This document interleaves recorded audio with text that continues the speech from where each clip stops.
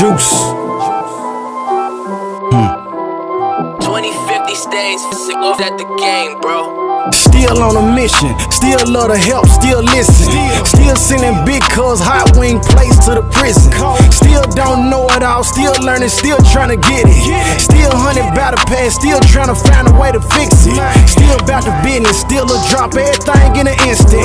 Still fall short, so I'm still always asking for forgiveness. Still use ginger root to get a boot to the coming cold. Still walking angels, cause these demons still trying to steal my soul. Still praying dry, still pray before I pull off in the ride. Still meditating on the trampoline, gazing in the skies. Still thank the Most High, I'm included in the 12 tribes. Still ask the Most High to have mercy on the 12 tribes. Still keep a backpack full of books everywhere I go, just in case I have to hit you with the word while I'm at the store. Still sit still like Isaiah 30 and 7. Still remember how I used to have a black tray 5'7". Still fighting thoughts cause I still could snap and go off. Still hate that people think that reading the Bible make a man soft. Different day, new victims. Still hate the system, no justice. Still beat the fact that a lot of these judges corrupted. I'm still like a statue, no mime, no actor, no idol, no factor. This Torah gon' hack you. These demons, I slap them, then drag them, then rap them. Got powers from the master to cast them out of you or a castle. In tools, how we travel. The bruise hit the scene, devil shook like a rattle. The kingdom of these heathens is crumbling like crackers. From the 4th tribe, but it's 12, so I'm repping them. 5'9", but I'll cut the head off a Nephilim. Hey, shalom, shalom, shalom, Shabbat shalom to all that may be watching this on a Shabbat. I wanted to share with you guys a study we did on Passover. This is something that we shared when we were fellowshipping up in the Georgia mountains, and we shared this with the family that was up there with us, but I forgot to record it, and I apologize for that. But what I said is, as soon as I can, I would record the study and share it on YouTube for any that wanted to review it, for any that missed parts of it. When we all fellowshipping together, sometimes, attention is in and out because we feasting and fellowshipping and talking and chit-chatting and, things are missed. So I'm going to share that study with you guys right now. Y'all willing? Everything is clear and easy to understand. So when we're talking about Passover, it's important to start with the foundation. And so we are going to start with Exodus. But the study that I presented was more about connecting Passover with today. And so that was kind of the underlying theme was, what does it mean for us today? How does it connect? How does it connect with Mashiach or Messiah? And what does it mean today? So let's start in Exodus. So we're in Exodus chapter 12 and verse 1. And it says, "And the master spoke to Moses, or Moshe, and Aaron in the land of Egypt, saying, This month shall be unto you the beginning of months. It shall be the first month of the year to you." Interesting. "Speak ye unto the congregation of Israel, saying, In the 10th day of this month they shall take unto them every man a lamb according to the house of their fathers, a lamb for a house." So we've identified that when we came out of the land of Egypt and out of our captivity, Yahuah identified this particular month as the beginning of the year for us, for the nation of Israel. And he also identified that on the 10th day of this month, we should be selecting this lamb that is going to be used for the Passover and have it among the community. If you're going to connect that with Messiah, it's important that we understand that during the days that he walked the earth, and specifically the week that he was crucified, when he came into the city and was among the people, it was the 10th day of the month. And there's other videos, that you can check out to really track that down. There's a study on our website, on the Project Wake Up Jacob website, about Passover and how Messiah is connected to Passover. They really can help you walk that down. Feel free to check that out for more details on that. Verse 4. "And if the household is too little for the lamb, let him and his neighbor let him and his neighbor next to him, or next to his house, take it according to the number of souls, every man according to his eating, shall make your count for the lamb. And you shall keep it until the 14th day of that same month. Then all the assembly, the congregation of Israel, shall slay it between the evenings. And they shall take some of the blood and put it on the 2 doorposts. Those are the 2 doorposts. And the lintel of the house, that's across the top. And they eat it. Verse 12. Skipping to verse 12. And I shall pass through the land of Mitzrayim, or Egypt, on that night, and shall strike all the firstborn of the land of Egypt, both man and beast, on all the mighty ones, or all the gods of Egypt. I shall execute judgment. I am Yahuah. So when he tells us to strike the blood on the 2 lintels and on the doorpost, if you can imagine in your mind's eye what that looks like, it actually almost looks like a Hebrew letter. And that Hebrew letter is the word that represents life, right? And so Yahuah says he's going to pass through the land of Egypt, and he's going to execute judgment on the firstborn in the land, but he's also going to execute judgment on the gods of Egypt, those who were being worshipped in Egypt. And when this angel, this Melachim, this death angel passes over, he's going to see the blood on the doorpost that represents life, that Hebrew letter that represents life. And he's going to see that on the doorpost of those who are obedient, and he's going to pass over, and they will be spared. They'll live. Okay? So I want you to keep that in your mind as we go on. Verse 13. And the blood shall be a sign for you on the houses where you are. When I see the blood, I shall pass over, and let the plague not come on you to destroy you when I strike the land of Egypt, or Mitzrayim. And this day shall become to you a remembrance, and you shall celebrate it as a festival to Yahuah throughout your generations. Celebrate it as a festival in everlasting law. So every year when you do the Passover, this is what you're supposed to remember, that Yah spared you in your obedience. You put the blood of the lamb on a doorpost, and that was the sign that you would be spared in this judgment of the gods of Egypt and those who were disobedient. The blood of the lamb on your doorpost was the sign that you would be spared in the judgment of Egypt, the gods of Egypt, and those who were disobedient. Okay? I'm repeating that for a reason. So the question is, in your yearly observance of Passover, should you still be slaying a lamb? Right? I've seen where some among Israel do still slay a lamb, but that's not part of what we still do as our yearly observance anymore. I'm not saying that you can't eat lamb. It's fine if you eat lamb, but it's important to understand that when Yahusha was crucified, he fulfilled the portion of that law that said you needed to slaughter, right? Because the lamb was simply a representation and a placeholder for the actual offering that would secure our debt. The debt that was owed was the penalty of death for our sin, so for our disobedience, right? Death was owed. Death was the judgment of those who were disobedient. The blood of the lamb covered those who were obedient so that they did not have to die. And it was a representation that in the future time, those who were under the blood of the lamb would also be spared. But was that lamb in the time that Messiah was crucified actual lambs, or was Messiah the lamb, the unblemished lamb? That's the question. So let's look at the book of Hebrews. We're going to go to Hebrews chapter 7. The book of Hebrews chapter 7.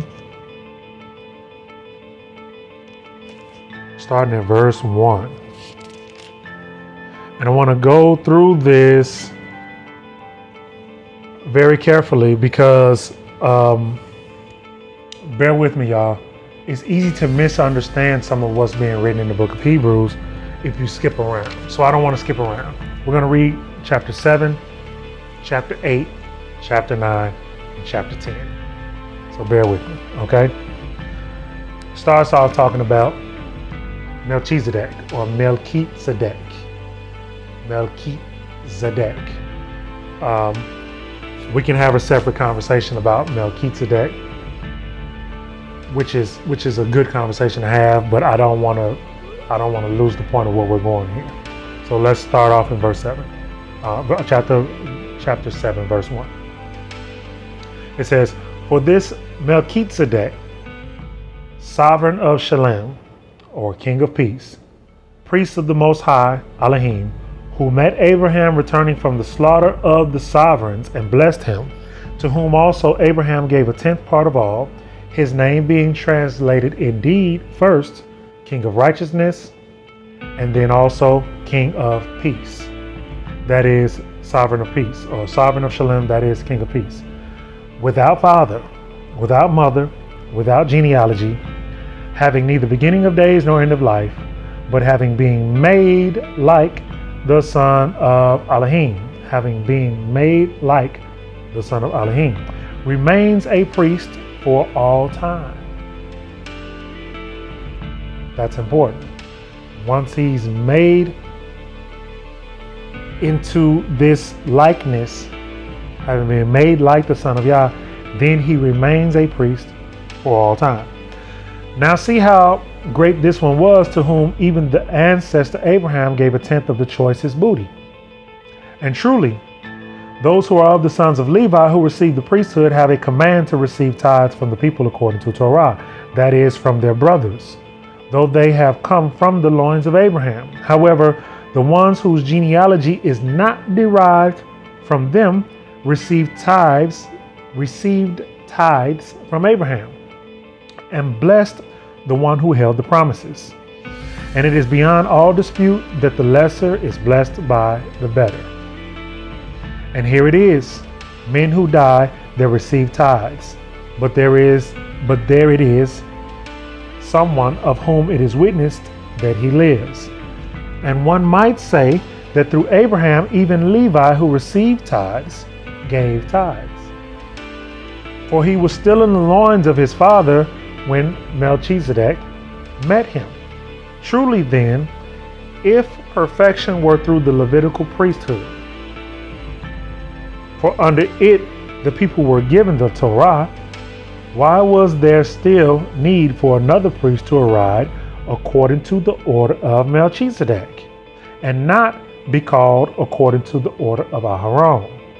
And the question he's asking is, the law, we first read about the law being given as a system to Moses and Aharon. So what he's asking in this writing is, if this was perfect, if this was the perfection of the law, why was there another priest arising after the order of Melchizedek? And I want you to understand that if we read this with understanding, we see that there was an order of Melchizedek before the Levitical priesthood. So the question is, in all honesty, are we returning to a priesthood that is after the order of Melchizedek?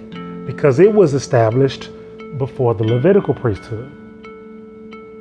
There was a Melchizedekian priesthood, and then a Levitical priesthood, and then again a Melchizedekian priesthood, if we're reading this with understanding. So it says,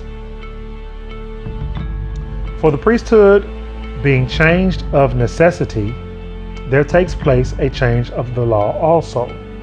For he of whom this is said belongs to another tribe, from which no one had attended at the slaughter place. For it is perfectly clear that our master arose from Yehudah, Who are they talking about? A tribe about which Moshe never spoke of concerning the priesthood. And this is clearer still. If another priest arises in the order, in the likeness of Melchizedek, who has become not according to the Torah of fleshy command, but according to the power of endless life, for he does witness, you are a priest forever according to the order of Melchizedek. And that's a quote from the book of Psalms, chapter 110 and verse 4. And it says in verse 18, for there is indeed a setting aside of the former command because of its weakness and unprofitableness. For the law perfected nothing or naught, but the bringing in of a better expectation, through which we draw nearer to Elohim, and it was not without an oath.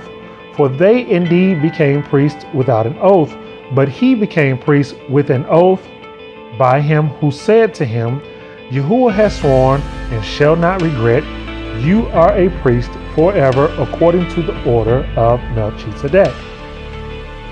Again, Psalms chapter 110 verse 4. By as much as this, Yahusha, if we weren't sure who this is referring to, has become a guarantor of a better covenant. And indeed, those that became priests were many because they were prevented by death from continuing. So now we're talking about the Levitical priesthood and how because priests had to die because they were of the flesh, their priesthood could not continue. But it's going to explain itself. So I don't want to do too much explaining. Let's just read it. But he, verse 24, because he remains forever, has an unchangeable priesthood. Therefore, he is also able to save completely those who draw near to Elohim through him, ever living, to make intercession for them. Listen what it says. He is able to save completely. He doesn't have to be sacrificed again every year, like the lamb that had to be sacrificed every year, because he could do it once and for all. Think about that phrase that we're used to hearing, once and for all. Oh, it was done once and for all. He did it once and for all. Does not have to be done yearly, and covers even those who did not know the truth yet, but came to know the truth later. That means me and you are now covered, even though we've come into the truth so many years after Messiah did what he did. Okay, that's a powerful statement if we understand what it's saying. For it was fitting that we should have such a high priest, kind, innocent, undefiled, meaning he was perfect, didn't commit any sins, just like that lamb was supposed to be that we read about in the book of Exodus. Undefiled, having been separated from sinners and exalted above the heavens, who does not need, as those high priests, to offer up slaughterings day by day, first for his own sins, then those for the people. For this he did once and for all when he offered up himself. For the Torah appoints as high priests men who have weaknesses, but the word of the oath, which came after the Torah, appoints the Son, having been perfected forever. So I pray that most of what we read there is kind of self-explanatory. Let's move on to chapter 8 and clarify even further. Chapter 8, verse 1, it says, now the summary of what we are saying is this. We have such a high priest who is seated at the right hand of the throne of greatness in the heavens, and who serves in the set apart place and of the true tent, which Yahuah set up and not man.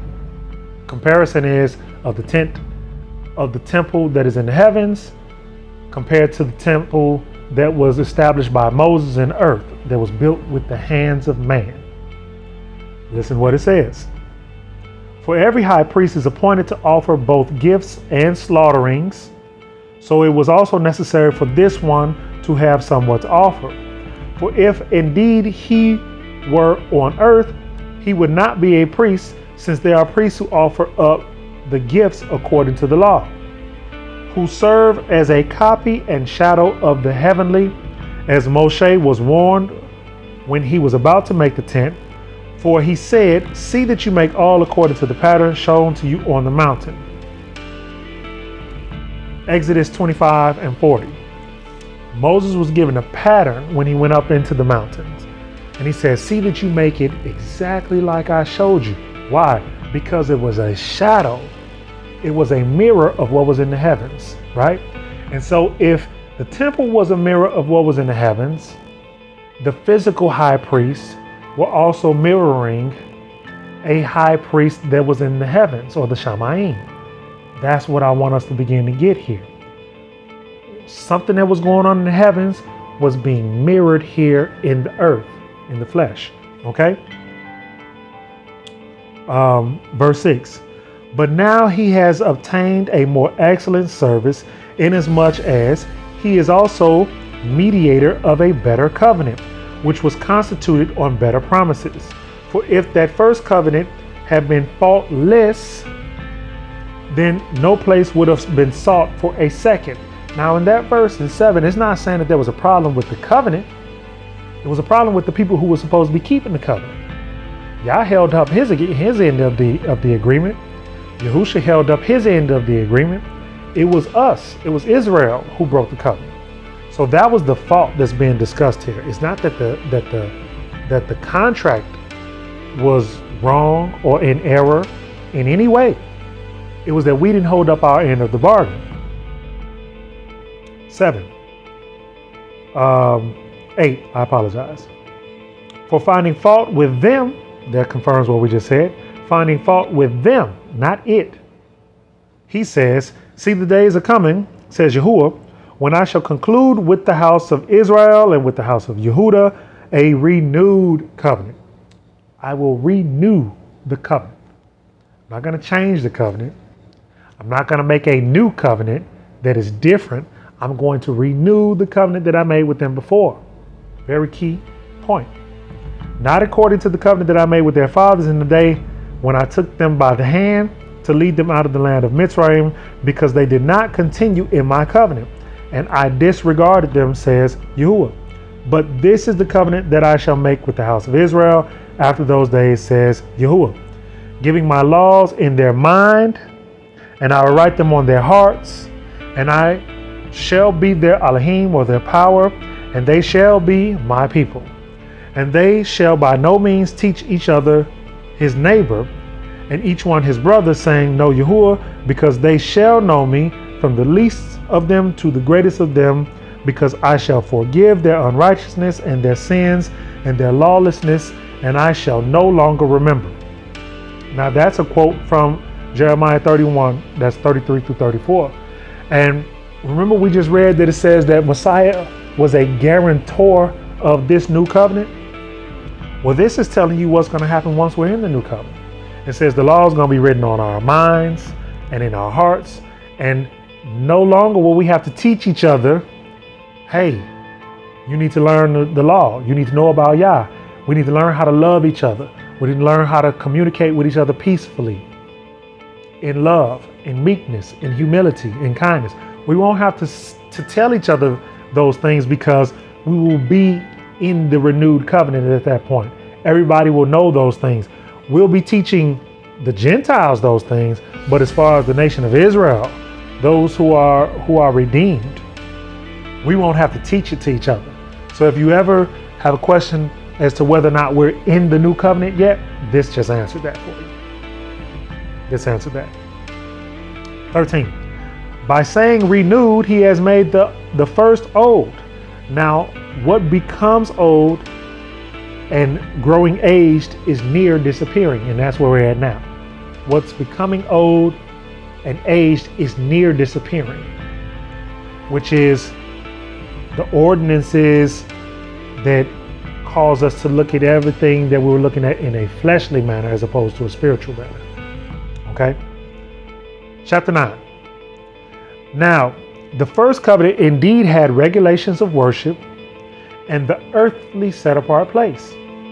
For a tent was prepared, the first part in which was the lampstand, and the table and the showbread, which is called the set apart place. And all of these things have representations. These all represented something. And after the second veil, and after the second veil, the part of the tent which was called most set apart, to which belonged the golden censer and the ark of the covenant, overlaid on all sides with gold, in which were the golden pot that held the manna, and the rod of Aharon that budded, and the tablets of the covenant. Those were the first two stones that were inscribed with the finger of Yah, according to Exodus. Those were inside the ark of the covenant. That was in a separate part of the temple that only the high priest could go in. Not even the regular priest, only the high priest could go in. And only after he did a list of things that Yah told him to do to make him set apart enough to enter into that place. That's all in Leviticus, if you want to read through that. And above it, the cherubim of esteem were overshadowing the place of atonement, about which we do not speak of in detail. And these having been prepared like this, the priest always went into the first part of the tent, accomplishing the services. That's what I was telling you about. But into the second part, the high priest went alone, once a year, not without blood, which he offered for himself and for the sins of the ignorance of the people. The set apart spirit signifying this. So what was that all about? What was the sacrifices that the priest had to make when he slaughtered the red heifer, and he had to put the blood on several things, touch the ear, touch the toe, go outside of the camp, burn the entrails, take off those clothes, bathe himself, put set apart clothes back in, come back into the community, bring the ashes to the incense of altar, carry the incense of altar into the temple, and then he could go into the most set apart. What was all of that about? Him sacrificing that blood. That's what this is saying. The set apart spirit signifying this. That the way into the most set apart place, remember we have the physical one in earth and the spiritual one in the heavens, was not yet made manifest while the first tent has a standing. The way into the most set apart place, remember the one that was built by Moses, the tent, and then the one that was built by King Solomon, the temple, was a shadow of the original one that was in the heavens. So if we call the one that was in the earth the most set apart place, Yahuah is saying that the one that was in the heavens was the actual most set apart place. Because the one that was in the earth was a mirror image. It was a copy of the one that was in the heavens, right? So it says that the way into the most set apart place, the one that was in the heavens, had not yet been made manifest.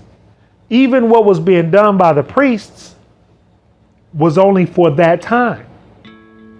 Yahusha was coming to show you the way into the most set apart place that was a part of the heavens. And remember, we have to understand that according to Revelations, Yahuah is going to bring his kingdom, his heavenly kingdom, down here. We're not going up to heaven. He's bringing his heavenly kingdom down here. So when he brings his heavenly kingdom down here, if you don't match what he says you're supposed to look like and be operating like. Remember when we was in preschool and we had the box with the square hole and the circle hole and the star hole and the rectangle hole, and you had to fit the blocks inside the hole, and you had to put the circle block inside the circle hole, and the triangle block had to go inside the triangle hole, and the star-shaped block had to go in the star-shaped hole. And you sometimes be trying to fit that star block in the circle hole and it wouldn't fit. No matter how you tried to make it fit, you could beat it, it's not gonna fit. What is it saying? This is saying that when the heavenly kingdom comes down here to earth, if Yah's heavenly kingdom has cutouts for his chosen ones, his set apart ones, to fit into his kingdom, and he said, you better be shaped like a circle when that kingdom descends down here on earth. and you still shaped like a star, or you still shaped like a triangle, and in our pride we got our chest puffed out thinking we got it right, you're not going to fit into the kingdom.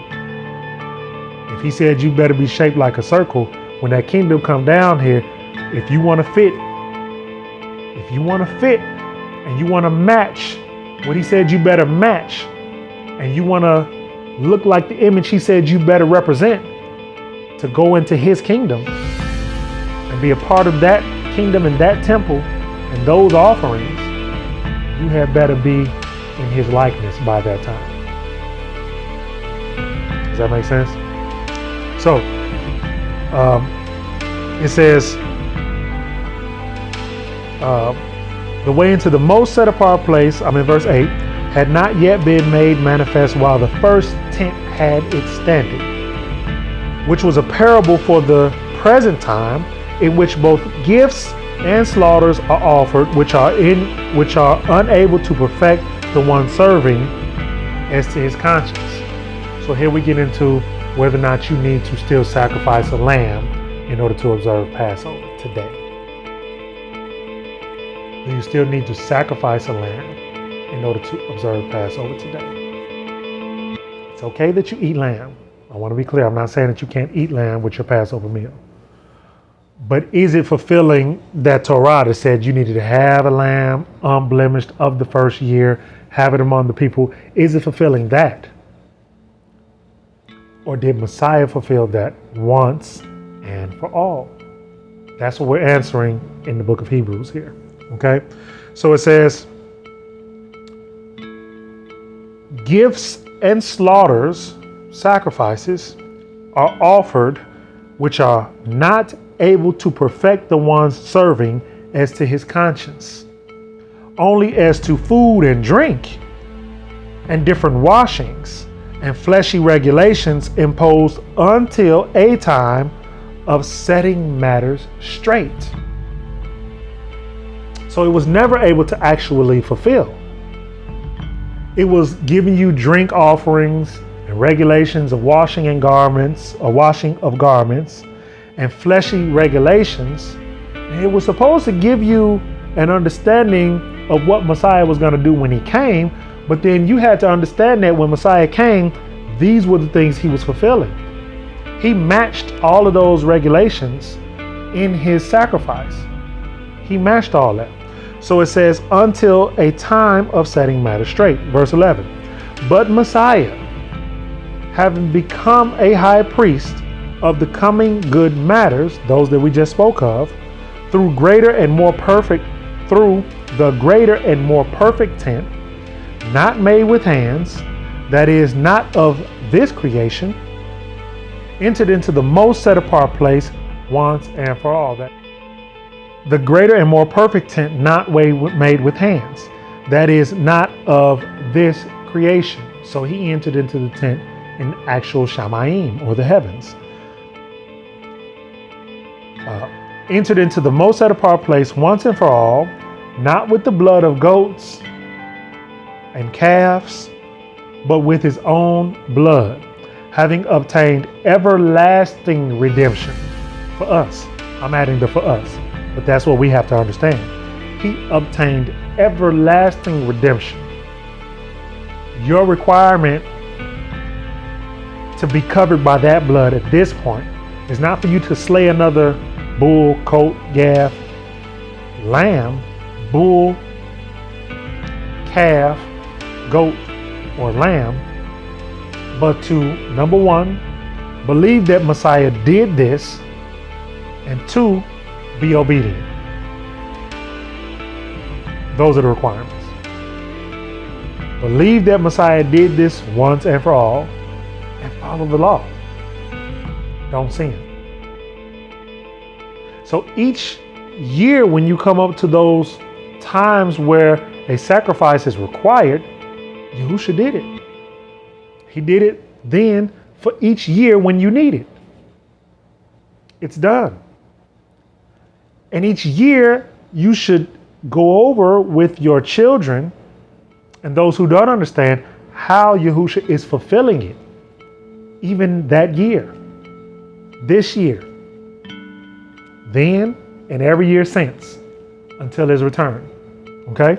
So it says, for if the blood of bulls and goats and the ashes of a heifer, sprinkling the defiled, sets apart for the cleansing of the flesh, and how much more the blood of the Messiah, who through the everlasting Spirit offered himself, unblemished, to Elohim, cleanses your conscience from dead works to serve the living Elohim.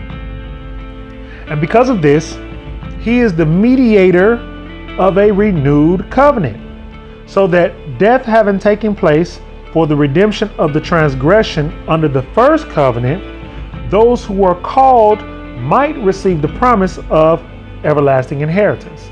You don't receive it automatically, you still got to walk it out. But you now receive the promise, the seal, the Ruach.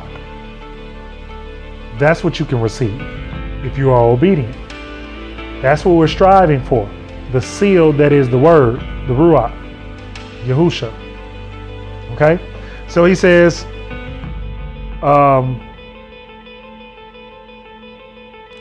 for where there is a covenant, for where a covenant is, it is necessary for the death of the covenanted one to be established. For a covenant over those dead is firm, since it is never valid while the covenanted one is living. Therefore, not even the first covenant was instituted without blood. For when, according to the Torah, every command had been spoken by Moses or Moshe to all the people, he took the blood of the calves and goats with water and scarlet wool and hyssop and sprinkled both the book itself and all the people, saying, this is the blood of the covenant which Elohim has commanded you. Exodus 24:8, that's where that comes from. And in the same way, he sprinkled the blood, he sprinkled with blood, both the tent and all the vessels of the service. And according to the Torah, almost all is cleansed with blood, and without shedding of blood, there is no forgiveness. And so it was necessary then that the copies of the heavenly ones should be cleansed with these, but the heavenly ones themselves with better slaughter offerings than these. It was necessary then that the copies of the heavenly ones at the bottom of Mount Sinai be sprinkled with what Moses sprinkled them with, but that the heavenly ones themselves, the vessels, the melachim, and the utensils for the service of the temple. And we learn later that all of those things were spiritual beings, spiritual bodies. The temple in heaven is a living temple. It's not an inanimate object, right?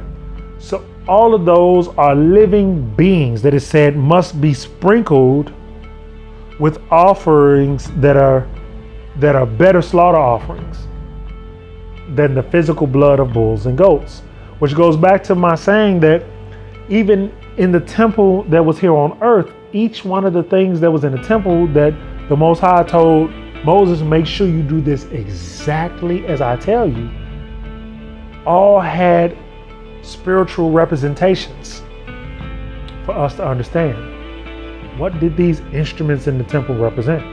What did the two lampstands represent? What did the showbread represent? What did the mercy seat represent? What did the Ark of the Covenant represent? You understand what I'm saying? All of those things had spiritual representations. 24. For Messiah has not entered into a set apart place made by hand, figures of the true. For Messiah has not entered into a set apart place made by hand, figures of the true, but into the heaven itself, now to appear in the presence of Elohim on our behalf.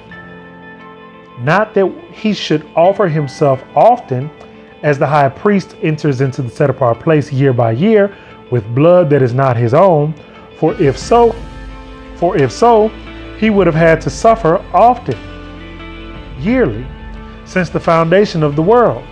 But now he has appeared once for all at the end of the age to put away sin by the offering of himself. And as it awaits men to die once, and after this the judgment, so also the Messiah, having been offered once to bear the sin of many, shall appear a second time apart from sin to those waiting on him unto deliverance. I pray that was clear. Let's move on. Chapter 10. For the law, the Torah, having a shadow of good matters to come. Y'all understand that. Remember we read where it says the law was a school teacher unto Messiah? The law was a school teacher to reveal to you Messiah. The law was a shadow of good things to come. We needed to learn the law to understand Messiah. We needed to learn the law to understand its connection with Messiah and how it would connect us with Yah coming through Messiah. We needed to come through Messiah to get to Yahuah. He's the mediator. He's the true high priest according to the order of Melchizedek. That's the age that we're in now. You don't have the physical high priest offering year after year. You have Yahusha in the order of Melchizedek, right? So it says, the Torah had a shadow of good matters to come and not the image itself of the matters. It was never able to make perfect those who draw near with the same slaughter offerings which they offer continually year by year. Otherwise, would they not have ceased to be offered? Like if offering the sacrifice for sin cleared up sin, they wouldn't have had to do it again, right? Because those who served once cleansed would have no more consciousness of sins. But in those offerings is a reminder of sins year by year. For it is impossible for the blood of bulls and goats to take away sins. He's repeating this over and over. That means something we got to get here. He knows his people. He knows that we sometimes hard of hearing, hard-headed. So he's repeating it. It is impossible for the blood of bulls and goats to take away sins. Therefore, coming into the world, he says, slaughterings and meal offerings you did not desire, but a body you have prepared for me. In ascending offerings and offerings for sin you did not delight. Then I said, see, I come in the roll of the book. I come in the scroll of the book.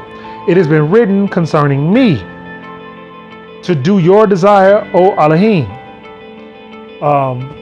That's from Telahim or Psalms 46 and 8. And so what he's saying is the whole law is written about me. That's what Messiah was quoting, even when he said it to his taught ones and to the scribes and the Pharisees. I'm going to go get that real quick. Psalms chapter 40, verse 6 through 8. That's a quote from here. Slaughtering and meal offerings you did not desire. You have opened my ears.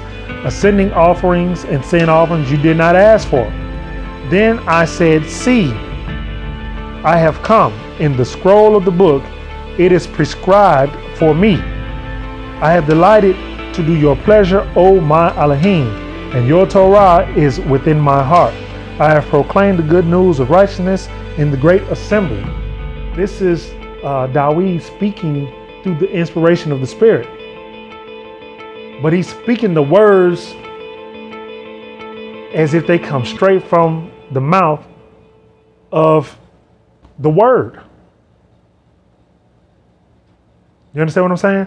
The Word, as it came to these prophets, because Dawid was a prophet, opened their mouth and spoke directly to the people the words that they needed to hear. And that's what was happening there. Okay. I'm back in Hebrews 10, verse 8. Saying, above slaughter and meal offerings and ascending offerings and offerings for sin, you did not desire nor delight in, which were offered according to Torah. Then he said, see, I come to do your desire, O Elohim. He takes away the first to establish the second. By what desire? By that desire, we have been set apart through the offering of the body of Yahusha, Messiah, once and for all. And even when we read it in the book of Psalms, he said, I'm putting your law in my heart. That was the ultimate goal. I'm putting your law in my heart to do it. Not to sacrifice because I didn't do it, but to actually do it. And indeed, every priest stands day by day doing service and repeatedly offering the same slaughter offerings, which are never able to take away sins. But he, having offered one slaughtering for sins for all time, sat down at the right hand of Elohim, waiting from that time onward until his enemies are made a footstool for his feet. For by one offering he has perfected for all time those who are being set apart. And the set apart spirit also witnesses to us. For after having said before, this is the covenant that I will make with them after those days, says Yahuah, giving my law into their hearts, and in their minds I shall write them, and their sins and their lawlessness I shall remember no more. Now, where there is forgiveness of these, there is no longer a slaughter offering for sin. So, brothers, having boldness to enter into the set apart place by the blood of Yahusha, by a new and living way, which he has instituted for us through the veil that is his flesh, having a high priest over the house of Elohim, let us draw near with a true heart and completeness of belief, having our hearts sprinkled from a wicked conscience and our bodies washed with clean water. Let us hold fast the confession of our expectation without yielding, for he who promised is trustworthy. If you remember all the regulations that the priest had to cover in order to enter into the set apart temple that was in the earth, what he's saying is, if you understand what Messiah did, and you've now cleansed your consciousness, when the time comes, prepare to enter into the true temple, being a nation of priests, with boldness that you've covered it. You got it covered, and you can enter into that temple when the time comes without sin. Yahusha covered the sacrifice portion, and you can enter that temple without sin. That's why it says with boldness of belief, right? By a new and living way. 24.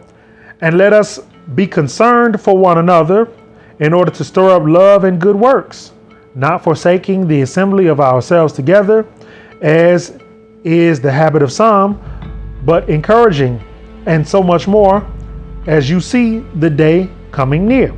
For if we sin purposely after we have received the knowledge of truth, there is no longer remain a slaughter offering for sins, but some fearsome anticipation of judgment and a fierce fire which is about to consume opponents.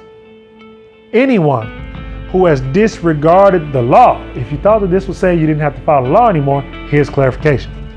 Anyone who has disregarded the law of Moses dies without compassion on the witness of 2 or 3 witnesses.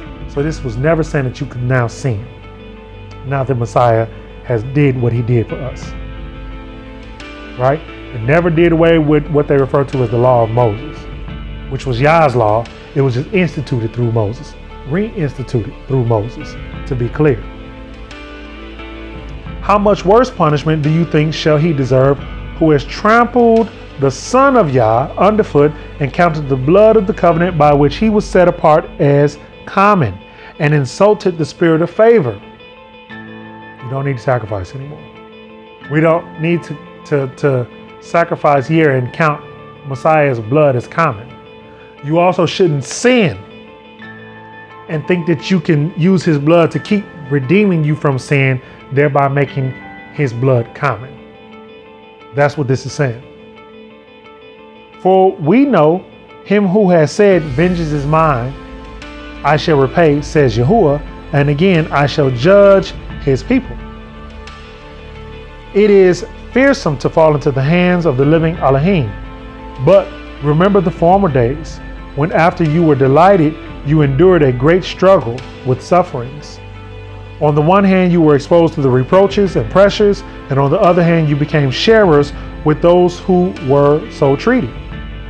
For you sympathized with me in my chains, and you accepted with joy the seizure of your possessions. This is the writer speaking. Knowing that you have a better and a lasting possession for yourselves in the heavens, do not then lose your boldness, which has great reward. For you have need of endurance, so that when you have done the desire of Elohim, you receive the promise. Endure to the end, is what he's saying. For yet a little while, he who is coming shall come and shall not delay. But the righteous shall live by belief. But if anyone draws back, my being has no pleasure in him. But we are not of those who draw back to destruction, but of belief to the preservation of life. So again, he's saying that we're not of the children of night, we are the children of the day. Don't draw back. Don't go backwards. Once you receive this, don't go back, is what it's saying. Don't sin. Okay? So now let's look at this word for Passover. And I want to make a couple of connections here. But that was the first thing. I need us to connect what Messiah did to the actual Passover to understand whether or not there is a need each year for you to actually slaughter a lamb in the way that it told you to slaughter the lamb according to the law. You have to see that Messiah fulfilled that. So what you do now yearly is to understand what Messiah did. And that should be part of your yearly observation, explaining how Messiah fulfilled it. And thanking him. And helping point out that obedience is now what is required. You understand? That should be part of this yearly observation. So let's look a little bit deeper at Passover. Let's look at the Strong's Concordance. And we're looking at the Hebrew H6453 for Pesach or Pesach. And it says from H6452, a permission, that is exemption, used only technically of the Jewish Passover. They say only technically. The festival or the victim, Passover offering. So if you remember during the time of Messiah's life, they would exempt one person from being nailed to the stake. They would say one person gets to come down off of this stake. He would be exempt from this judgment where we are persecuting or killing, slaughtering these people on the stake. Messiah was one of those people. Pontius Pilate asked them, are you sure you want to let Barabbas go? Because the one who you call Yahusha is guiltless. I mean, is free of sin. He didn't do anything. Are you sure you don't want to let him go? You sure you don't want to exempt him? And the nation of the Yehudim in that place said, no, give us Barabbas. And Pontius Pilate, if you read about that, washed his hands and say, my hands are clean. Let it be on you. And they say, yeah, let it be on us and our children. It was necessary. It had to happen. It had to happen. Otherwise, the blood of Messiah wouldn't now be on us. You understand what I'm saying? His blood wouldn't be on us the same way the blood had to be on the doorpost in Egypt, had that not happened. Why do you think he said, forgive them for they know not what they do? It had to happen. Why do you think he told his friend, get thee behind me, Satan, when his friend told him, you don't have to do this? It had to happen. It was the design and the will of the Most High in order to reclaim us, to redeem us back to himself.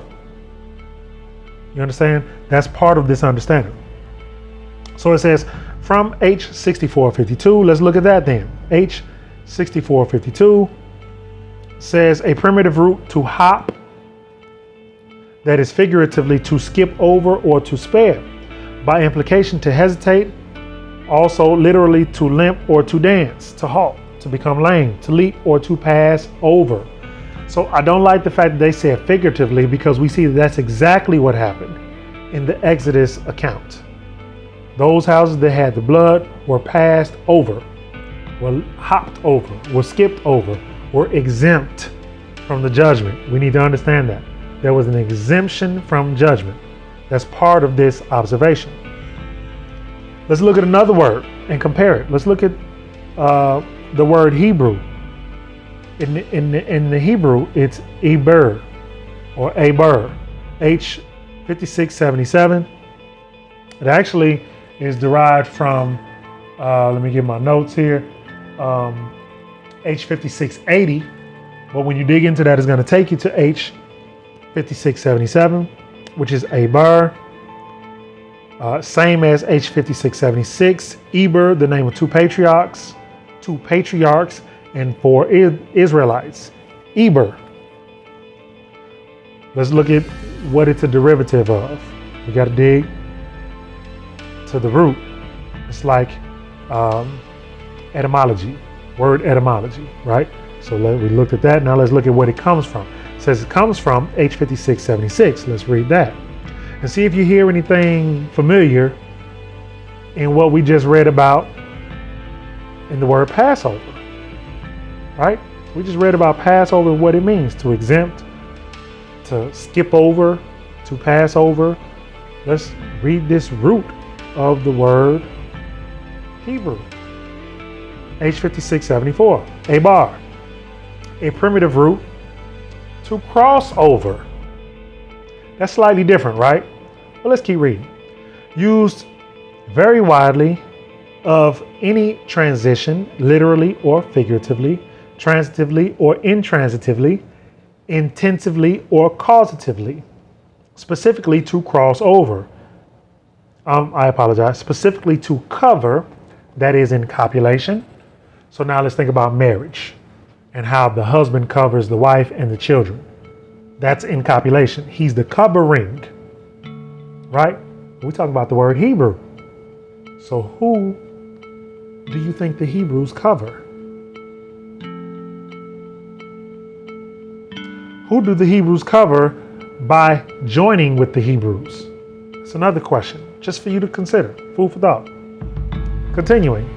Alienate, alter, at all, beyond, bring over.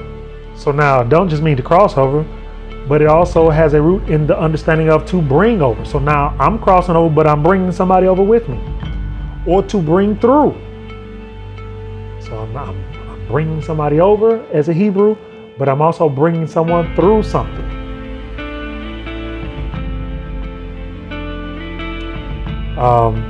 To carry over. Footprints in the sand, right? Messiah. Y'all know that picture that you see in a lot of homes with the footprints in the sand. It's talking about the Messiah carrying us through something. Think about that. To carry over, to come on, or to come over, to conduct over, to convey over, to deliver. Oh my goodness, the word Hebrew has a root in the understanding of to deliver. Do the Hebrews deliver somebody? Are the Hebrews deliverance to someone? Does that make sense? Okay, let's keep reading. To deliver, to do away. So to deliver and to do away. Interesting. To enter, to escape. Judgment, perhaps? Fail, gender, to get over, to make go away, to make go beyond, to make go by, go forth, go his way. Whose way? I submit to you, Yah's way.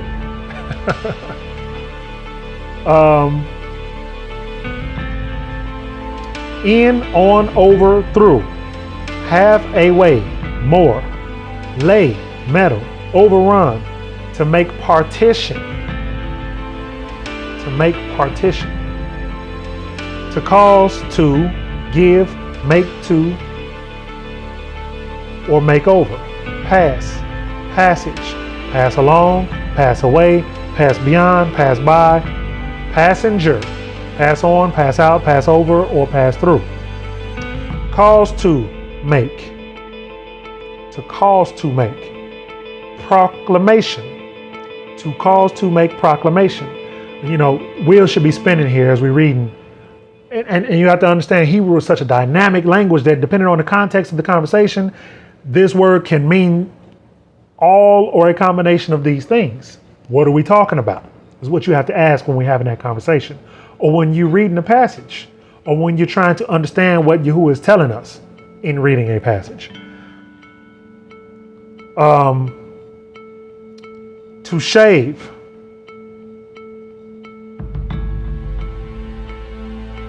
That has a connotation with a cutting covenant, right? To cause to make sound, speedily, sweet smelling, take away, make to transgress, or transgressor, or translate. No, I apologize, I skipped something, very important. Perish, provoke to anger, put away rage, raise, raiser of taxes, remove, send over, set apart. So the word Hebrew has a root in the understanding of to set apart, or to set something apart. Do the Hebrews set something apart? Do the Hebrews set someone apart? Do the Hebrews set people apart? Is that a part of what the Hebrews do? Is that a part of the Hebrews' mission? Is that a part of the Hebrews' job? Calling yourself a Hebrew means all these things are attached to you some way. And if you haven't checked it out, there's a study we did on our YouTube channel called The Body of Messiah, and it's making a comparison with the Messiah and the nation of Israel. This ties into that, right? So if you haven't checked that out, check that out. Then it says to shave, to cause to make sound speedily, sweet smelling, to take away, to make transgress, or translate, or to turn away. Faring man, be wrath, to be wrath. Interesting. Here's why. Let's look at 2 Corinthians. Let's look at 2 Corinthians chapter 2, verse 14. I'm gonna move a little bit swifter because I know people's attention tends to wane sometimes. Or I might divide this up in parts. I don't know.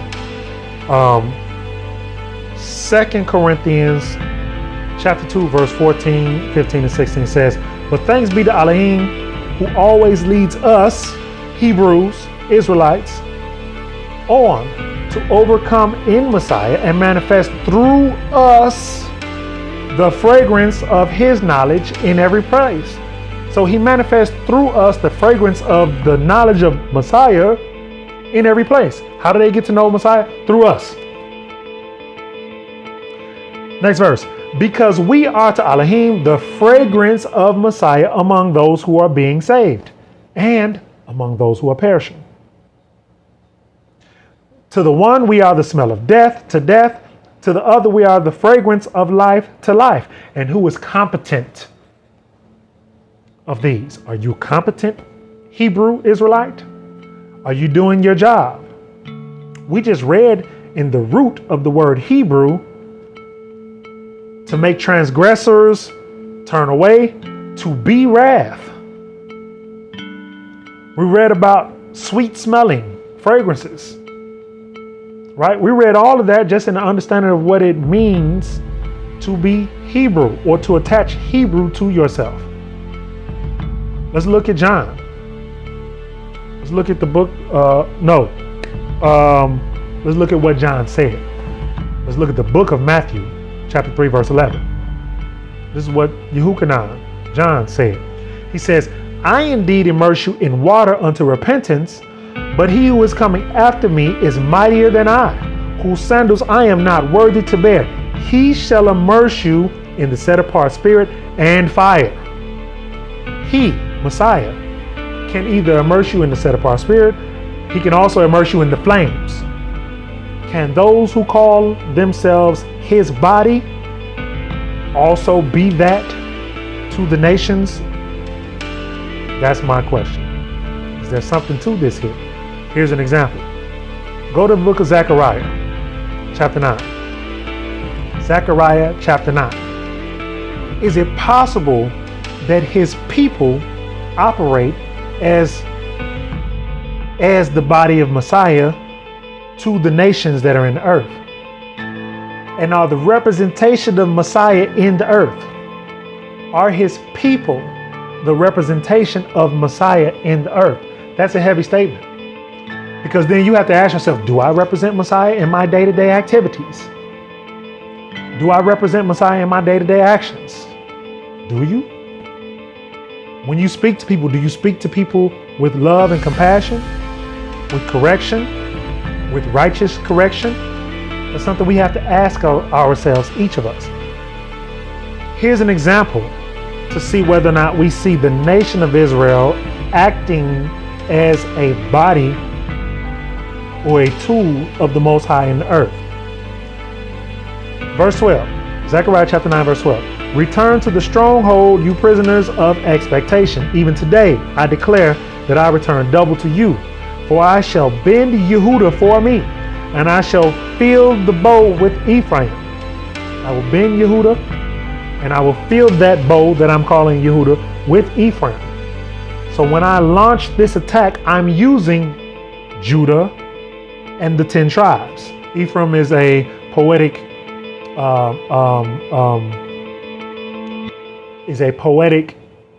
way of alluding to the other 10 tribes. That's something that we need to understand. So he says, when I launch this that I'm launching, I'm using Yehudah and Ephraim, right, as my bow and as my arrows. So he says, I will fill the bow with Ephraim, and I shall stir up your sons, O Zion, against your sons, O Greece. I shall make you like the sword of a mighty man. I will make Zion like the sword of a mighty man. So when we read about Yahusha coming to execute judgment, vengeance is mine. Who is he using to execute that judgment? Yahusha is the spirit. Who's his body? Verse 14. And Yahuah shall appear before them, and his arrow go forth like lightning, and the master Yahuah sound with the shofar, and he shall go up with whirlwinds from the south. Yahuah of hosts shall shield them, and shall devour and trample on sling stones, and they shall drink, roar as with wine. They shall be filled like basins, like the corners of the slaughter place. This is a slaughter happening at the hands of the nation of Israel. But it's Yah that's doing it, right? Just like Yah said he was going to come through Egypt and bring judgment against the gods of Egypt, but he sent the Malachim. It was a Malachim executing it, but it was Yah that was doing it. You understand? And Yahuah, the Elohim, shall save them in that day, and as the flock of his people, for the stones of a diadem sparkling over his head. We will be the stones on the crown that he's coming and wearing on his head. And Yahuah, the Elohim, shall save them in that day as the flock of his people, for the stones of a diadem sparkling over his head, over his land. I apologize. For what goodness is his, and what comeliness is his. Grain makes the young men thrive, new wine the maidens. There we see Yah executing judgment, vengeance, but he's using who?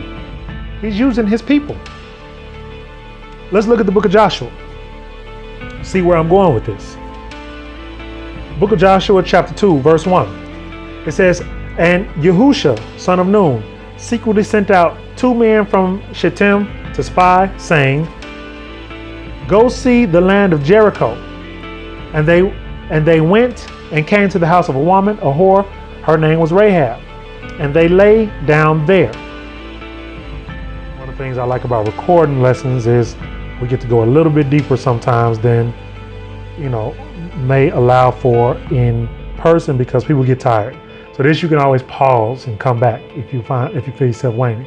Let me look at John 20 and 21 real quick, because I added that in my notes as a reference point.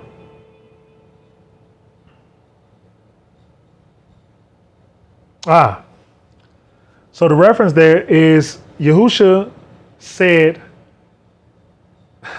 to them again, peace to you. As the Father has sent me, so I send you.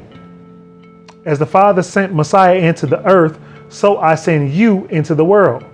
Again, I'm asking myself, and I'm asking you to ask yourself, is it possible that Yah's design and Yah's plan of deliverance for the earth is that we as the body of Messiah act toward the nations the way that Yahusha acted toward the nation of Israel? Remember, he said, I did not come to anyone but the Yehudim. I came to the Yehudim. He didn't go to the nations. But here he says, I'm sending you to the nations, right? So I'm asking myself as I'm reading Joshua, where Yahusha, same name as Yahusha, the Messiah, sends 2 men to spy on Jericho. Yahusha sent men into Jericho as if Jericho was a representation of the world, just like Egypt was a representation of the world at that time. You understand what I'm saying? And it says, but it was reported to the sovereign of Jericho, saying, see, the men of the children of Israel have come here tonight to search out the land. And the sovereign of Jericho, the king, sent to Rahab, saying, bring out the men who have come to you, the messengers who have come to you, and who have entered into your house, for they have come to search out the land. But the woman had taken the 2 men and hid them. So she said, the men came to me, but I did not know where they were from. Then it came to be, as the gate was being shut, when it was dark, that the men went out. I do not know where the men went. Pursue them quickly so that you can overtake them. But she had brought them up to the roof and hidden them with the stalks of flax which she had laid on the roof. And the men pursued them by the way to the Yarden and the fords, and they shut the gate afterwards as soon as the pursuers had gone out. And before they had laid down, she came up to them on the roof. So what she did is, these 2 messengers that Yahusha sent to search out the world, or Jericho, Rahab allowed into her home, or into her temple, as you will. And she guarded them, and she kept them, and she kept those who were coming looking for them safe. Let's go on. And it says, and she said to the men, verse 9, I know that Yahuah has given you the land, and that the fear of you has fallen on us, and that all the inhabitants of the land melt away because of you. For we have heard how Yahuah dried up the waters of the sea of reeds for you when you came out of Egypt, and what you did to the sovereigns, or the kings of the Amorites, who were beyond the Yarden, Shihon and Og, whom you put under the ban. So we heard about the wars that you fought. We heard how you overcame all those people by the power of the one that you worship. And we have heard our hearts melted, and there was no spirit left in anyone because of you. For Yahuah, your power, he is the power in the heavens above and on the earth beneath. So she was expressing her belief, right? And now please swear to me by Yahuah, since I have shown you loving commitment, that you also show loving commitment to my father's house, and shall give me a true token, and shall spare my father and my mother and my brothers and my sisters and all that they have, and shall deliver our lives from death. And the men said to her, our lives for yours. If you do not expose this matter of ours, then it shall be, when Yahuah has given us the land, that we shall treat you in loving commitment and truths.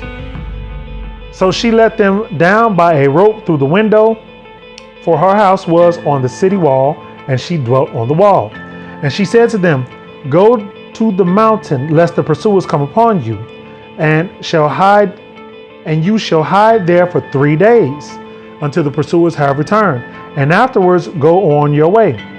And the men said to her, we are released from the oath of yours which you have made us swear. 18. Unless we come into the land, you bind this line of scarlet cord in the window through which you let us down. And unless you bring your father and your mother and your brothers and all of your father's household to your own home. So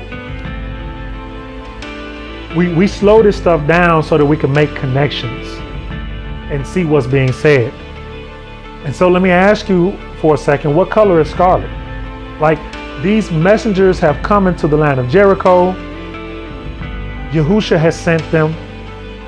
They found a house that welcomed these messengers and guarded these messengers. And they said, you know that we came to destroy this place. You know that when we come back, we're going to execute judgment on this place.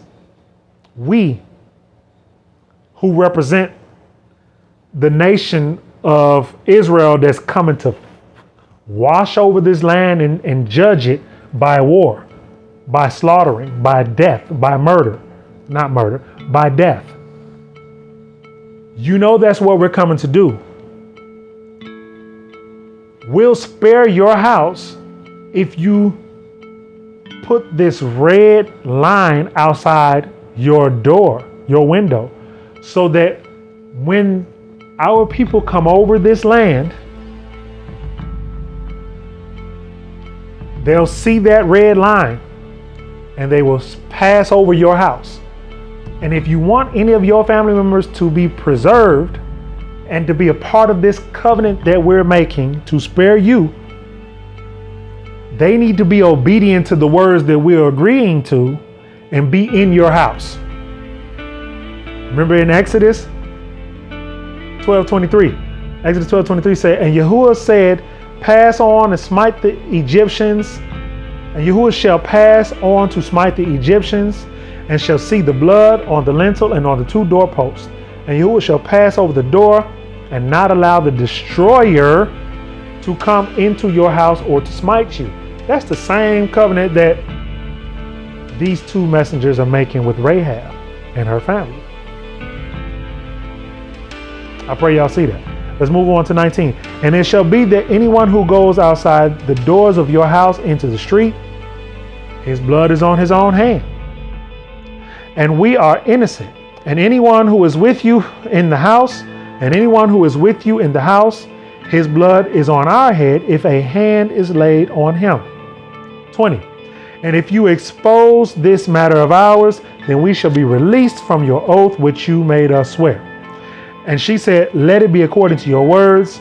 And she sent them away, and they went, and she was bound, and she bound the scarlet cord in the window. So they left and came to the mountains and stayed there for 3 days until the pursuers returned. And the pursuers sought them in the way, but did not find them. Then the two men returned and came down from the mountains and passed over. And they came to Yahusha, son of Nun, and related to him all that had fallen. So what they passed over was that river Jordan, the Jordan. And that was symbolically for the nation of Israel, the border that would bring them into the land that was promised to Abraham, Isaac, and Jacob. So that was always significant when they passed over. It was always something significant. 24. And they said to Yahusha when they came back, truly Yahuah has given all the land into our hands, and also all the inhabitants of the land have melted away before us, or because of us. And the children of Israel, let's go skip to Joshua 5 and verse 10. Joshua 5, verse 10. And it says, and the children of Israel camped in Gilgal and performed the Passover on the 14th day of the new moon in Jericho by the hands of the nation of Israel. But it says Yah has given it to us, because we are his battle axe, right? We read that in Jeremiah 51. You are my battle axe. Yahuah is the one giving us the battle. I'll give you another example. When we read about Deborah and Barak, Deborah being the judge, Barak being the general, her general at the time, he begged for her to go with him into battle because he didn't have the belief that Yah was giving it to him, and she despised him for that. And ultimately, I'm not going to read that whole thing, but ultimately in Judges 4 and 14, Deborah says to Barak, "Up, for this is the day in which the master has delivered Sisera into thine hand. Is it not the master? Is not the master gone out before thee?" So she's saying that before it even happens on the physical, the master has gone before us and cleared the way. The question is, who's the master? And he goes before us in those righteous battles, and sometimes he sends his righteous Malachim. We read examples of that as well. But it's Yahuah who is giving the battle. Let's go to the book of Josephus. And I want to dig a little bit more into this time frame, because we read that they kept the Passover. And in our studies before, we had a question about whether or not when the walls of Jericho came down, it was close to or around unleavened bread, or whether or not it was close to or around Passover, because sometimes we read about these things in scripture and it's hard to tell how much time passes from one thing that happens to the next. So although they crossed over the Jordan, how long before they actually went and took Jericho? That's the question. Josephus cleared that up.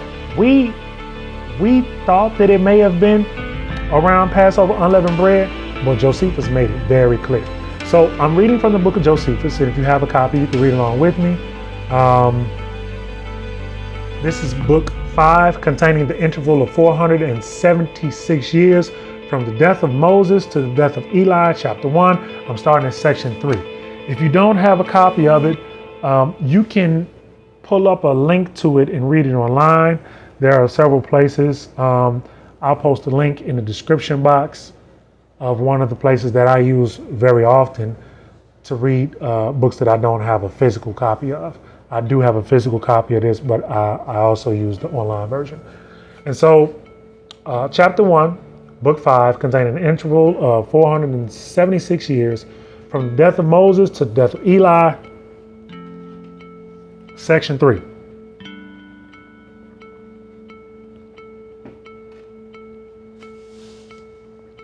And it reads, "Now while Joshua the commander," I'm in my wife's office, y'all. There's a lot of plants. Excuse me if you see me shooing fruit flies and stuff away. Now while Joshua the commander, remember his name is the same name as Yahusha the Messiah. So that's all relevant. Don't think there's anything arbitrary when we read about the exploits of Joshua, whose name was the same as the Messiah, leading the nation of Israel back into the kingdom, just like it's prophesied the Messiah Yahusha will do. So Joshua the commander was in fear about his passing over the Jordan, for the river ran with a strong current and could not be passed over with bridges, for there never had been bridges laid over it hitherto. While he suspected that if he should attempt to make a bridge, that their enemies would not afford him to perfect it, and for ferry boats they had none, Yahuah promised so to dispose of the river that they might pass over it, and that by taking away the main part of its water. So Joshua, after 2 days, caused the army and the whole multitude to pass over in the manner following. The priests went first of all, having the ark of the covenant with them, and the whole multitude to pass over in the manner having the ark of the covenant, I'm adding in of the covenant because that's the ark is speaking of, with them. Then went the Levites bearing the tabernacle and the vessels which belonged to the sacrifices, after which the entire multitude followed according to their tribes. According to their tribes. Having their children and their wives in the midst of them, as being afraid for them, lest they should be borne away by the stream. But as soon as the priest had entered the river first, it appeared fordable. The depth of the water being restrained by the sand appearing at the bottom, because the current was neither so strong nor so swift as to carry it away by its force. So they all passed over the river without fear, finding it to be in the very same state as Yahuah had foretold he would put it in. But the priest stood still in the midst of the river till the multitude should pass over, and should get to the shore in safety. And when all were gone over, the priest came out also and permitted the current to run freely, as it used to do before. Accordingly, the river, as soon as the Hebrews were come out of it, rose again, presently, and came to its own proper magnitude as before. So the Hebrews went on further 50 furlongs. This picks up what we read about in the Standard 66. But don't that read like the children of Israel coming out of Egypt? When Moses parted the river? Well, when Yah used, we have to get used to giving Yah his diligence.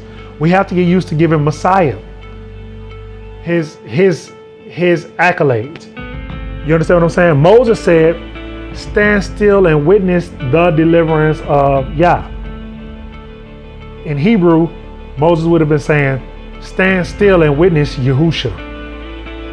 Stand still and witness Yahusha. At the same time that those waters were parted. You understand what I'm saying? The deliverance of Yah. And so Yah is delivering them the victory here. And stopped those waters while the priest stood there, so that everybody could pass through until the waters, and then the waters subdued, came back to what they were before. So the Hebrews went further 50 furlongs and pitched their camp at the distance of 10 furlongs from Jericho. But Joshua built an altar of those stones which all the heads of the tribes at the command of the prophets had taken out of the deep.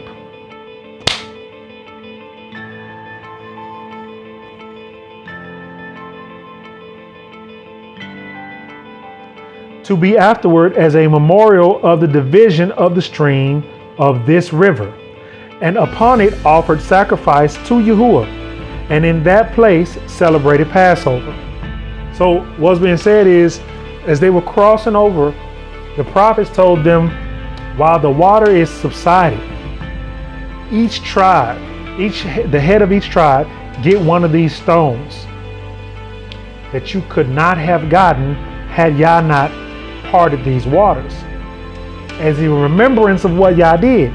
And once they crossed and went those 50 furlongs, they took those same stones as a visual remembrance that this happened, that this was not mythological. And they used those same stones to make an altar, and that's where they slayed the lamb for that year's Passover. Does that make sense?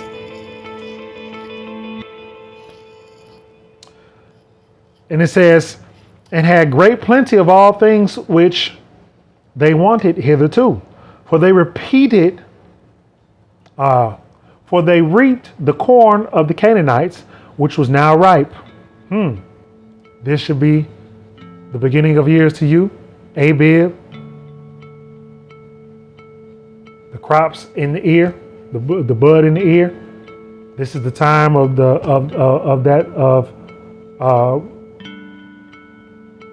when you have that first reaping.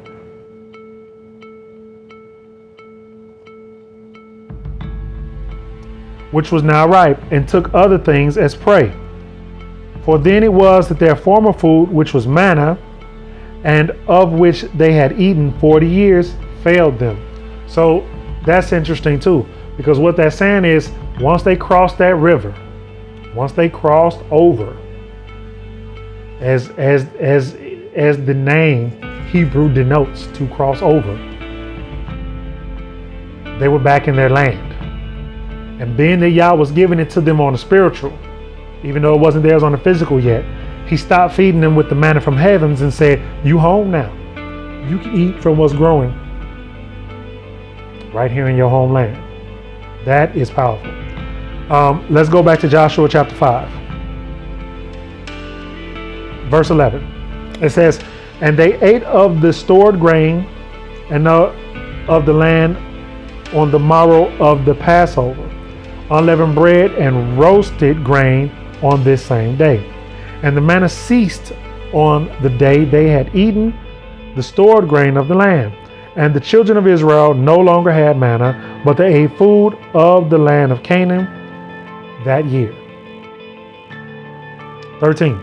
And it came to be, when Yahusha was by Jericho, they lifted his eyes and looked and saw a man standing opposite of him, with his sword drawn in his hand. And Yahusha of Nun went to him and said to him, are you for us or for our adversaries? And he said, no, I have come now as captain of the host of Yahuah. I have come now as captain of the army of Yahuah. So this is one of the set apart Melachim. And he's saying, I'll tell you who I am. Why are you asking? And Yahusha fell on his face to the earth and did obeisance and said to him, what is my master saying to his servant? And the captain of the host said to Yahusha, take your sandals off your feet, for the place where you stand is set apart. And Yahusha did so. Let's go to Joshua 6 and 1. 6 and 1. So we talk about that place being given over to them on the spiritual, and there you had the spiritual representation of Yah's army going, letting him know that he was present, so that it was understood by Joshua that, and it was understood by him by prophecy, but also the captain of the host of Yah's army came and presented himself to him. It was understood to him by him that as they were going in as the army, the physical army of Yah, his spiritual army was there with them. They were not alone. A lot of times we have it in our minds that we're going to go and do something on our own. The righteous prophets never did things on their own. They waited on Yah. They waited on Yah's word and understood that they needed the heavenly copies, like we read about, to be on your team, to manifest some things on the spiritual, and then you go and claim it on the physical. That's what we're getting at here. Joshua 6 and 1. And Jericho was shut up tight because of the presence of the son of Israel, none going out and none coming in. And Yahuah said to Yahusha, see, I have given Jericho and its king, mighty and brave men, into your hand. There we go. It's happened. And you shall go around the city, and all the men of battle going around the city do this for 6 days.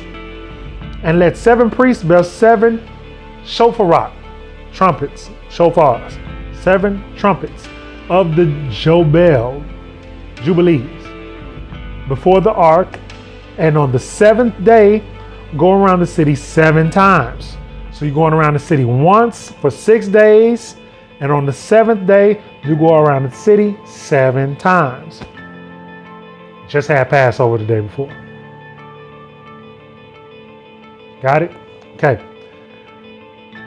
We're going to prove that with Josephus though. 7 times while the priests blow with the shofar. And it shall be when they make a long blast with the horn of the Jobel, that when you hear the voice of the shofar, that all the people shout with a great voice, and the wall of the city fall down flat, and the people shall go up every man straight before him.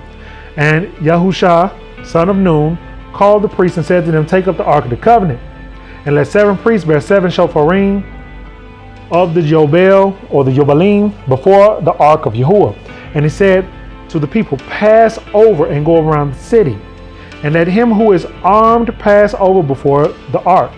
And it came to be, when Yahusha had spoken to the people, that the 7 priests bearing the 7 shofars of the Jubilees before Yahuah. I'm gonna try to put this in terms that's easy for me to articulate, so I don't stumble over these words, fam. So forgive me. So in the Hebrew, it's the shofarat and the yobalim. I'm saying the shofars of the Jubilees, just because it's a little easier to roll off the tongue. But that's what it's talking about. Before Yahuah passed over, I'm gonna go back. I apologize. The priest bearing the 7 shofarat of the yobalim before Yahuah passed over and blew with the shofarat, and the ark of the covenant of Yahuah went after them. And the armed men went before the priest who blew the shofarat, and the rear guard came after the ark, going on and blowing with the shofarat. But Yahusha had commanded the people, saying, do not make a sound or cause your voice to be heard, nor let any word come out of your mouth until the day I say to you, shout. Then you shall shout. And the ark of Yahuah went around the city, going around once, and they came into the camp and stayed in the camp. And Yahusha rose early in the morning, and the priest took up the ark of Yahuah, and the 7 priests bearing the 7 shofarat of the yobalim before the ark of Yahuah were walking and going on, and they blew with the shofarat, and the armed men went before them, and the rear guard came after them, after the ark of Yahuah, going on and blowing with the shofarat. And the second day they went around the city once and returned to the camp. Thus they did 6 days. Imagine the sight of this army. The armed men going first, the ark of the covenant, the priests blowing, nobody making a sound. 6 days, and then coming back to their camp. They don't know what's going on. They scared. They got the fear of Yah, rightfully so, not understanding what's going on. And these soldiers are simply being obedient because the process by which said, I'm giving you this, has to be followed to the T. Obedience, exactly how I said it, for you to be successful in this endeavor that I'm sending you to undertake. Let that sink in. Because that's the process with everything that Yah has for us as a duty. And we do have a duty, right? If we agree, we do have a duty. Say to them, they shall be unto me a set apart nation, a kingdom of priests. What does that entail? What are the details of that duty that he is telling us we have as a kingdom of priests? Okay. And it came to be at the 7th time when the priest blew with the shofarat that Yahusha said to the people, shout, for Yahuah has given you the city. And that's when they sent it up. They sent it up, fam. 17, and the city shall be put under the ban, and it shall be, and all that is in it belongs to Yahuah. Only Rahab the whore is to live, she and all who are with her in her house, because she hid the messengers that we sent. And you, the same thing happened with Lot in Sodom and Gomorrah. He sent the messengers. Lot took the messengers in his house, protected the messengers, told Lot, hey, whoever's obedient to what I'm telling you, they can come with you. But you need to leave out of here because we're judging Sodom and Gomorrah. And everybody who left was spared from the judgment.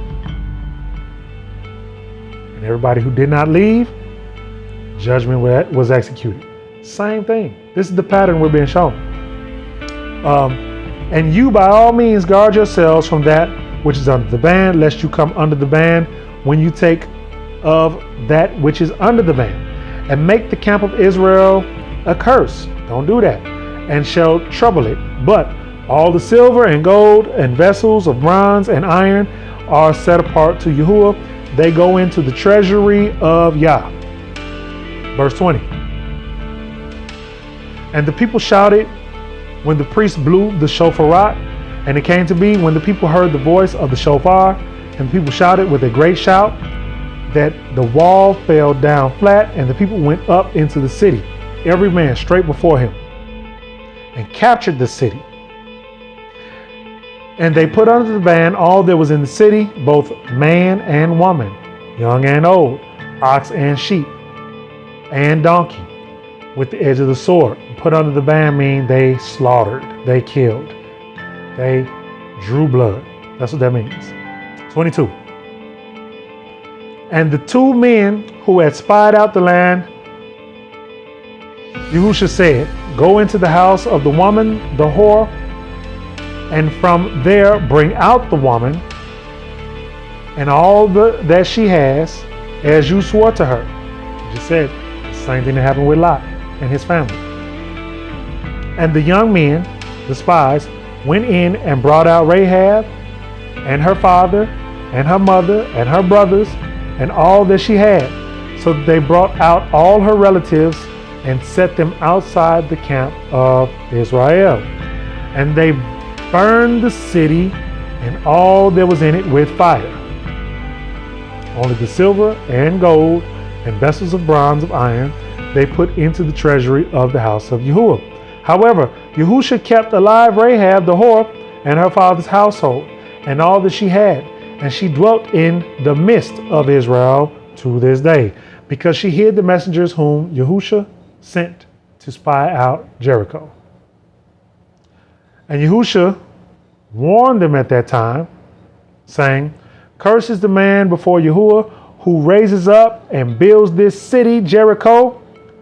He lays its foundation with his firstborn, and with his youngest he sets up its gates. And Yahuah was with Yahusha, and a report about him was in all the land, meaning you will be able to read about that until this day, which is what we're doing right now. Let's look at that same account from Josephus. Chapter 1, same book, 5, interval of 476 years from the death of Moses to the death of Eli. How Joshua, the commander of the Hebrews, made war with the Canaanites and overcame them and destroyed them and divided their land by lot to the tribes of Israel. Section 4. So the Hebrews went on further 50 furlongs and pitched their camp at a distance of 10 furlongs from Jericho. But Joshua built an altar of those stones which all the heads of the tribes at the command of the prophets had taken up from the deep, to be afterwards a memorial of the division of the stream of this river. And upon it offered sacrifice to Yahuah, and in that place celebrated Passover, and had a great plenty of all things which they wanted hitherto.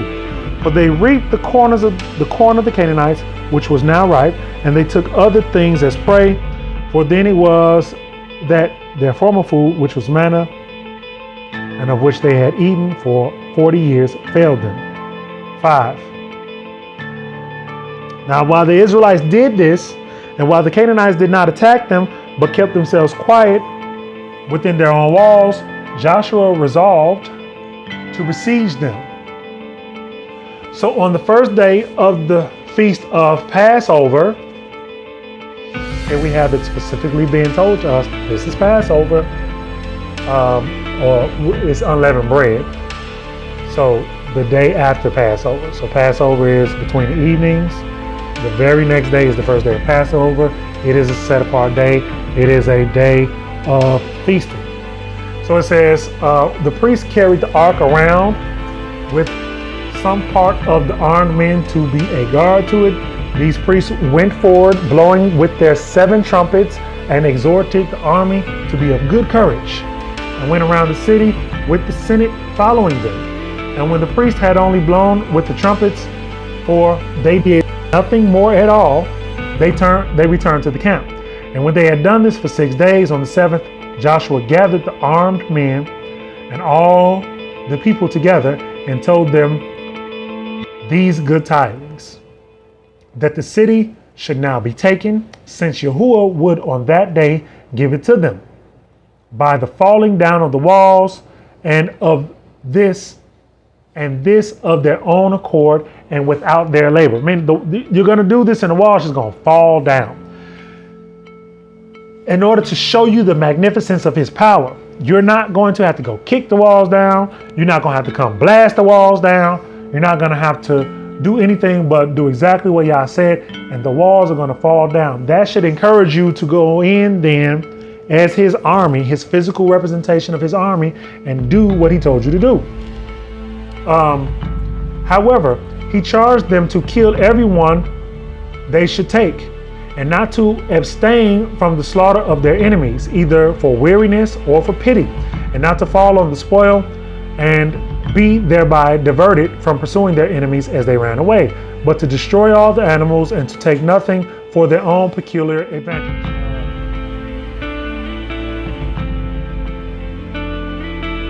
He commanded them also to bring together all the silver and gold, that it might be set apart as first fruits unto Yahuah out of this esteemed exploit, as having gotten them from the city they first took, only that they should save Rahab and her kindred alive because of the oath which the spies had sworn to her. When he had said this and had set his army in order, he brought it against the city, so that they went around the city again, the ark going before them, and the priest encouraging the people to be zealous with the work.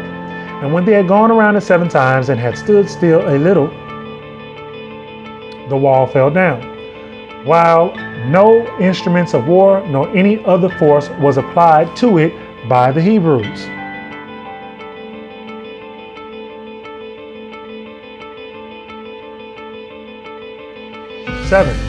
So they entered into Jericho and slew all the men that were therein, while they were affrighted at the uprising, while they were affrighted at the surprising overthrow of the walls. And their courage was become useless, and they were not able to defend themselves, so they were slain, and their throats cut, some in the ways, that's like the streets, and others as caught in their houses. They went in there and got them. Nothing afforded them assistance, but they all perished, even to the women and the children. And the city was filled with dead bodies, and not one person escaped. They also burnt the whole city and the country about it, but they saved alive Rahab with her family, who had fled to her inn. And when she was brought to him, Joshua or Yahusha owned to her that they owed her thanks for her preservation of the spies. So he said he would not appear to be behind her in her. So he said he would not appear to be behind her in his benefaction to her. Whereupon he gave her certain lands immediately, and had her in great esteem ever afterwards. Can you imagine those walls just falling down, and all the soldiers of Jericho looking at the walls fall down when nothing happened? And then after the walls just fell down, that whole army just rushed in. They were shaken to their core. Their weapons did them no justice. Their weapons did them absolutely no justice whatsoever. And what I wanted to point out, though, is that there is some connection here, because this happened after the 7 days of unleavened bread. We read about the Passover. We read about the first day of the feast, and then it told them to walk around the city and blow those shofars 6 days. That's unleavened bread.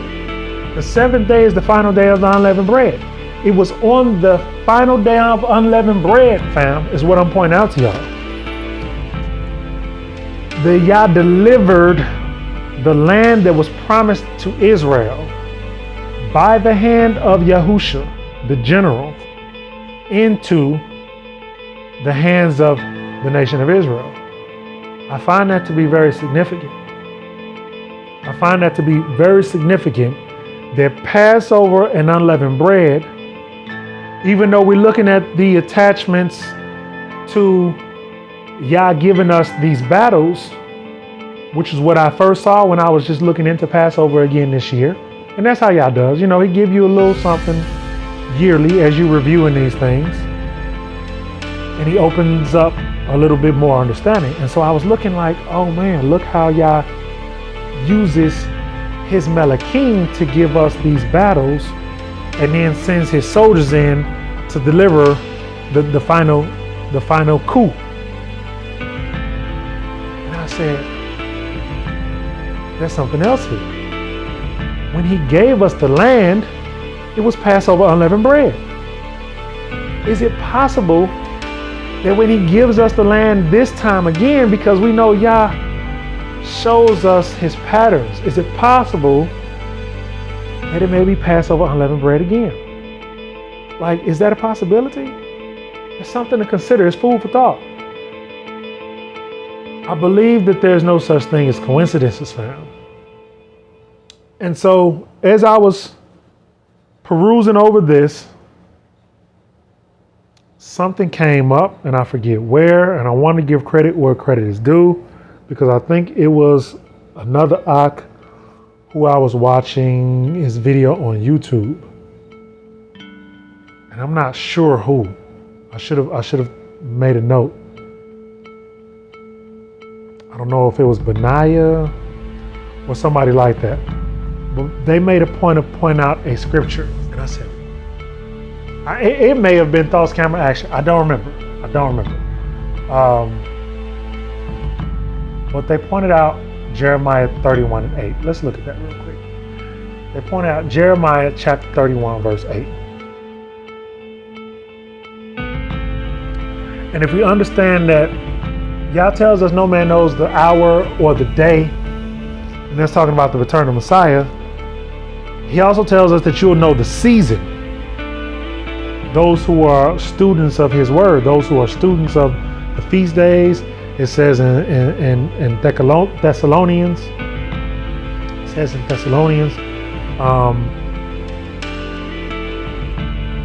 you I don't need to write to regarding the seasons, saying that you are children of the day, not children of the night, and so you don't sleep as those others do in darkness, meaning that you're watchful. You understand that during these appointed times, if there's a prophetic connection, there may be something that's going to happen at a certain time, and it may be in our lives, it may be in our children's lives. That's the question, you know. And so in Jeremiah 31:8, someone pointed this out. And here's the prophet Jeremiah speaking, and he says, I will bring them from the north country, and will gather them from the coasts of the earth, and with them the blind and the lame, and the woman with child, and her that travails with child together. A great company shall return there. So if you look at that prophecy in its entirety, it's definitely talking about our return. Like we just read about our securing the kingdom that was promised to Abraham, Isaac, and Jacob by the hands of Yahusha, who has the same name as the Messiah, and how the nation of Israel procured what Yah promised, at least in part. We understand that we were scattered by our own disobedience, first and foremost.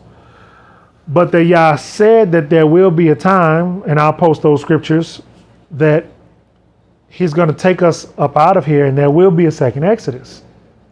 No longer will it be said, Yah lives who brought them up out of Egypt, but it will be said, Yah lives who brought them up out of the north country and from all the places where I scattered them. So that's what this prophecy is talking about. I mean, you can clearly see it, right? But what this person pointed out is that, and here's why I always emphasize this important, that we are students of Torah and that we are scholars of Torah, meaning you can just use the KJV, and I know there are those who do that, but it's a good thing to also use the scriptures translation. It's a good thing also to understand the origin of these translations and how historically we got to the KJV. The Septuagint was the one that was used to translate primarily most of our English translations. And so to go back to the Septuagint, sometimes you'll find a difference in how it was translated. And so that's what I want to point out here. What this brother's pointed out, and I thank him for that, is that in the Septuagint, if you render the English translation from the Greek Septuagint, it is the only translation that reads that same verse, and there is a perversion of what the verse is, but it's the same verse. It reads it like this. So we're looking at Jeremiah chapter 31 and 8. It's not listed as that in the Septuagint. I'll post that as well, what is listed as in that verse, because I don't have it in my notes, but I did have it. It says, "Behold, I bring them from the north, and will gather them from the end of the earth to the feast of Passover. And the people shall beget a great multitude, and they shall return hither." This translation in the Septuagint is the only one that says, when I gather them, I'm bringing them to a Passover. Why is that significant? We just witnessed in our reading him bringing us to a Passover and also executing judgment on those who occupied our land. We just witnessed that there was at Passover judgment executed on the nation of Egypt.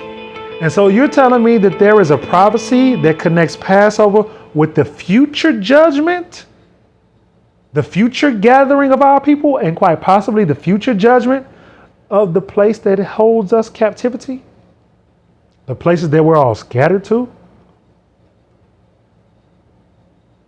Fam, if that's not viewed as something significant and revelatory, I don't know what is. I don't know what is. And so that's the piece that I feel like Yah gave us this Passover, and I wanted to share with you. I shared it with some of the brothers that I talked to out of another assembly called Goshen Group, Brother Pakad Yahu and Pakad Yahu, I apologize, and Brother Kifa. And even they had varying opinions on this. You know, one was of the mind that it may not be an accurate translation.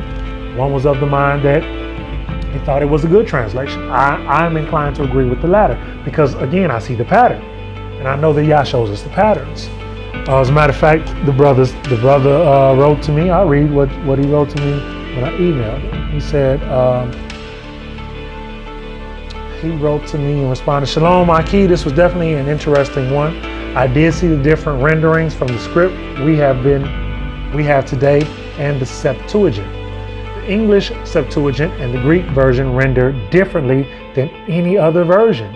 Normally this would be an indication that the Septuagint, since it is the odd one out, would be the one we would suspect to be incorrect." I would disagree with that, but it's okay. I think it could possibly be the opposite in this case, though. This is what he wrote. "The case is going to be made by reading the entire verse for context. What I see in the Septuagint makes more sense than what I see in the other versions. I tried breaking this down as best I could, but when you are dealing with different languages, you can't always go word for word. Sometimes you have to render sections as the meanings can change depending on language. below is what I found. And so he shared his findings with me. Now, he and I came to the same conclusion, but through different methods. His by a method of, like he said, looking at the Greek to English translation portion by portion and seeing what looks to be the most accurate. I find no condemnation in his method whatsoever. We came to the same conclusion, and I say hallelujah. My method was what I just told you. We read what happened in Egypt. We read what happened with Joshua. And then we read that Jeremiah possibly is saying that this gathering of us back to our land may be attached to the time of Passover. I see that to be a pattern. Fam, that's what I have for y'all. I pray that this message was received with the love it was intended. If you think that it was something that was positive and for the upliftment of the body of Messiah, I ask that you click that like button. If you would like to hear more from us, hit that subscribe button. You know, all those things you do to tell the algorithms that it shares it. And that way more people can benefit from these studies that we share as well. And share it. With that, I say shalom, shalom, shalom, whichever you are inclined to use, and y'all bless.